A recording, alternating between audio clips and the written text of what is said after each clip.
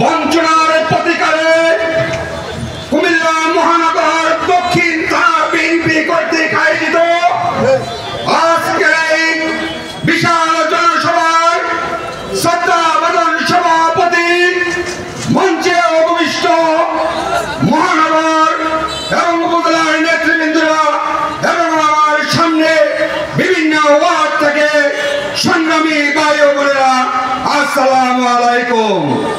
প্রিয় নেতৃবৃন্দরা, আমাদের প্রিয় নেতা মনিরুল হক চৌধুরী যখন পৌরসভা গঠন করেছিলেন, তার সুবাদে পরবর্তীতে কুমিল্লা সিটি কর্পোরেশন সৃষ্টি হয়। এই সিটি কর্পোরেশনের সিংহভাগ রেভিনিউ আমাদের এই সদর দক্ষিণ থানা বিএনপির 9টি ওয়ার্ড থেকে যায়। কিন্তু দুঃখের বিষয় হচ্ছে উন্নয়নের দিক থেকে এই 9টি ওয়ার্ড আমরা বঞ্চিত।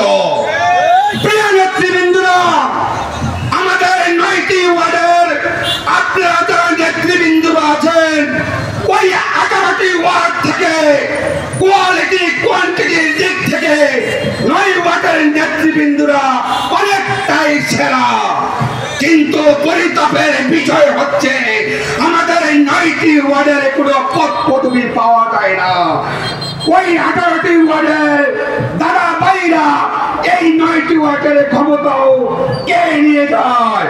প্রিয় নেতৃবৃন্দরা, আজকে আবার ষড়যন্ত্র হচ্ছে আমাদের কুমিল্লা 9 নির্বাচনী এলাকা পুনরুদ্ধার হচ্ছে। আপনারা চারিদিকে গুঞ্জন শোনা যাচ্ছে, কিন্তু আমাদের 9টি ওয়ার্ডটি আবার ষড়যন্ত্র শুরু হচ্ছে। কুমিল্লার যারা রাজনীতি করে এবং এই এলাকার কিছু দালাল প্রকৃতির নেতা আছে, এই 9টি ওয়ার্ডকে উত্তরের সাথে সম্পৃক্ত করতে চায়। আজকে আমাদের নেতা ঘোষণা দিয়ে যাবেন, কর্মসূচি দিয়ে যাবেন, আমাদের 9 ওয়ার্ডের আমরা উত্তরের সাথে যাইতে চাই না, আমরা 9 ওয়ার্ডের জনগণ দক্ষিণের সাথে সম্পৃক্ত হতে চাই। তাই আপনারা প্রস্তুত থাকেন। আমাদের প্রিয় নেতা যেই সিদ্ধান্ত দেবে সেই সিদ্ধান্তের সাথে আপনারা ঐক্যবদ্ধ থাকবেন, লড়াই সংগ্রামে ঐক্যবদ্ধ থাকার আহ্বান জানিয়ে আমি আমার বক্তব্য শেষ করছি। আল্লাহ হাফেজ।